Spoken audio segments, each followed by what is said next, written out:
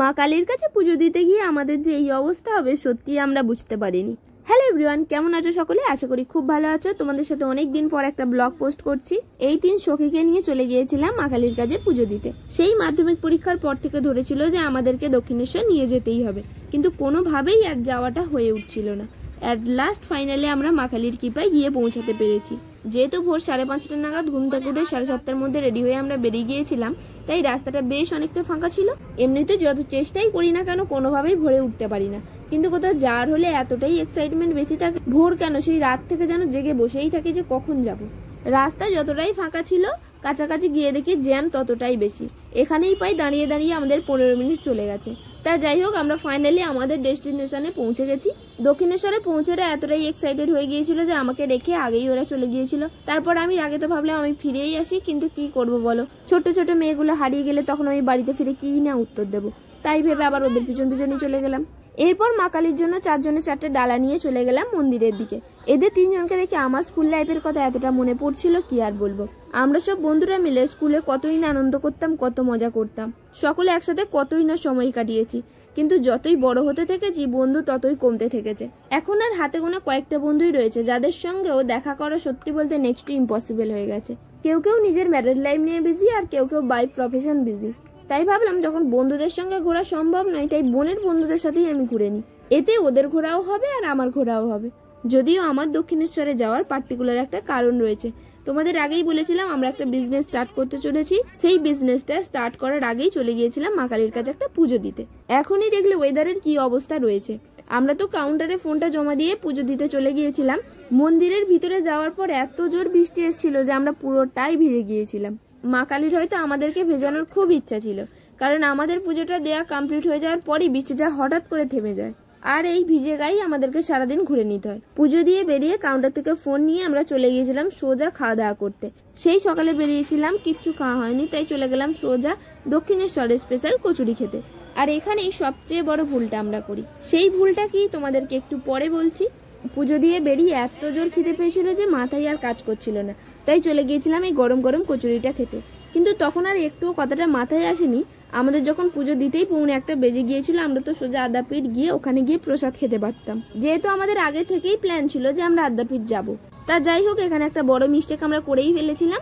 খাওয়া দাওয়া শেষ করে আমরা টোটো ধরে চলে গেলাম আদ্যাপীঠ।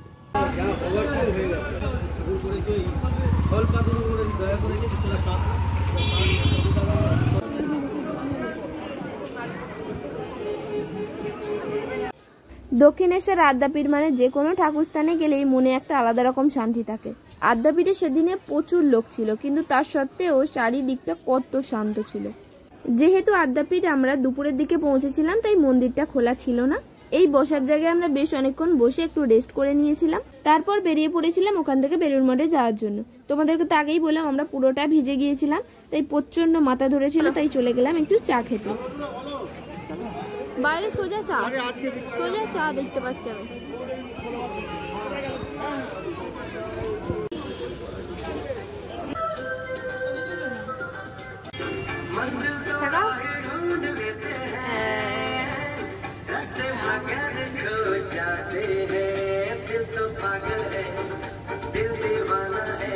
এরা 3 জনের দারুণ অ্যাক্টিং শিখেছে। কেন বললাম একটু পরেই বুঝতে পারবে। এদের বলেছিলাম চাটা খেয়ে জাস্ট একটা রিভিউ দে কেমন হয়েছে। চাটা কিন্তু বেশ সুন্দর হয়েছিল। চাটা এতটাই সুন্দর হয়েছিল যে এটা আগেই খেয়ে শেষ করে দিয়েছে, কিন্তু রিভিউ দিতে বলে এত সুন্দর অ্যাক্টিং করে রিভিউ দিয়েছে। চাটা তো বেশ সুন্দর ছিল, তার সঙ্গে কিন্তু বেশ দামিও। আমরা টোটাল 90 টাকার চা খেয়েছিলাম সেদিন। তা যাই হোক, চা খেয়ে আমরা আবারও টোটো ধরে চলে এসেছিলাম দক্ষিণেশ্বর। আর দক্ষিণেশ্বর থেকে চলে গেলাম লঞ্চ ঘাটে। ওখান থেকে লঞ্চ ধরে আমরা যাব বেলুড়ে। লঞ্চ ঘাটে এসে টিকিট কেটে আমাদের বেশ অনেকক্ষণ অপেক্ষা করতে হয়েছিল। তারপর চলে এলো আমাদের লঞ্চ। চারিদিকের ওয়েদারটা দেখো কত সুন্দর লাগছে। বৃষ্টির পর ওয়েদারটা একটু বেশি সুন্দর লাগে, তাই না? ওই যে আমাদের লঞ্চ চলে এসেছে, আমরা একে একে সাবধানে লঞ্চে উঠেও পড়লাম। ওই যে দেখো দূরে এখনো পর্যন্ত দক্ষিণেশ্বরের মন্দিরটা কত সুন্দর দেখা যাচ্ছে। আমরা মন্দিরটা দেখতে দেখতেই চললাম বেলুড়ের দিকে। লঞ্চেই ছিল আমাদের ফেভারিট ঘটি গরম, তাই সেটা ছাড়া লঞ্চ রাইডটা তো কমপ্লিট হতেই পারে না। লঞ্চে বসে ঘটি গরম খেতে খেতে আমরা ওয়েদারটা এনজয় করছিলাম। সেই সময় দেখলাম সূর্যি মামা উঁকি মারছে। আমাদেরকে পুরো ভিজিয়ে এখন সূর্যি মামার উকি মারার কারণটা তো আমরা বুঝতেই পারলাম না। সবকিছু দেখে সত্যিই মনে হচ্ছে মা কালীর মনে ইচ্ছেই ছিল আমাদেরকে ভেজানো। মা কালী মনে হয় এটাই ভেবেছিল তোরা গঙ্গা স্নান করবি না, তোদেরকে বৃষ্টির স্নান করিয়ে ছাড়বো। তা যাই হোক, এসব কথা বাদ দিয়ে আবার অরিজিনাল জায়গায় ফিরি।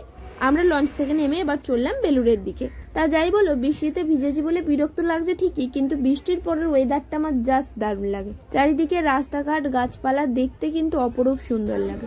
এই দেখো এখানে আর এক কাণ্ড। আমরা বেলুড়ে পৌঁছেছিলাম 3:30 নাগাদ, আর গেটটা ওপেন হয় ঠিক 4টে নাগাদ। তাই আমরা বাইরে দাঁড়িয়ে দাঁড়িয়ে আধ ঘন্টা বুকে নিয়েছি, তারপর গেটটা ওপেন হতে ভিতরে ঢুকলাম। যাই বলো, সূর্যি মামা বিকালে উঠে কিন্তু বেলুড়ের ওয়েদারটা আরো সুন্দর করে দিয়েছে। তার সাথে কিন্তু পাখির এই ডাকগুলো আরো তালে তাল মিলিয়েছে।